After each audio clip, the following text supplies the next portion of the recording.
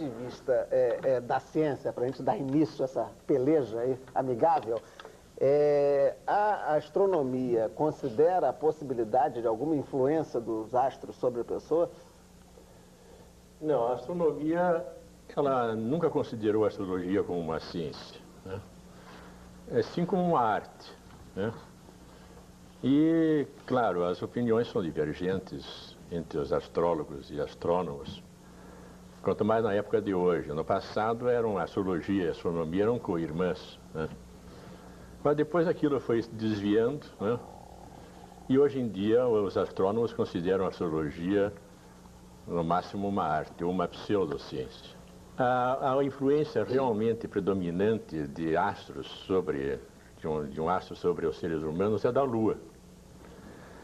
Mas não... Até por aquela história da maré, da questão da gravidez, que tem a ver com o número de luas. Da gravidez, que exatamente são 9 meses lunares, né?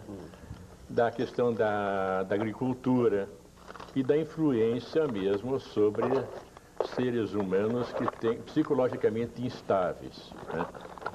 Quer dizer, o campo eletromagnético que é ocasionado pela Lua, né, que é devido à aproximação maior ou menor da Lua da Terra, afeta realmente o campo eletromagnético das mentes humanas, mas daqueles seres instáveis. Os que têm um equilíbrio emocional, eles nem sequer percebem as diferentes... Não são as fases da Lua, é justamente a questão da influência da gravitacional da Lua sobre o campo magnético. Essa, por exemplo, então seria a única influência que a astronomia consideraria razoável e plausível. É a única que considera não a posição dos planetas, vamos dizer, em situações em relação às casas ou aos signos.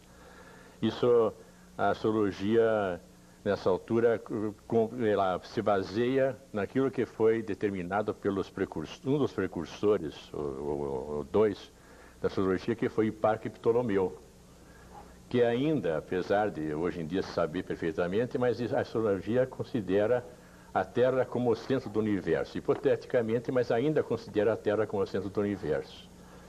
Então isso contradiz completamente todos os parâmetros que a astronomia estabelece. A astronomia é simplesmente um estudo descritivo, né, do céu.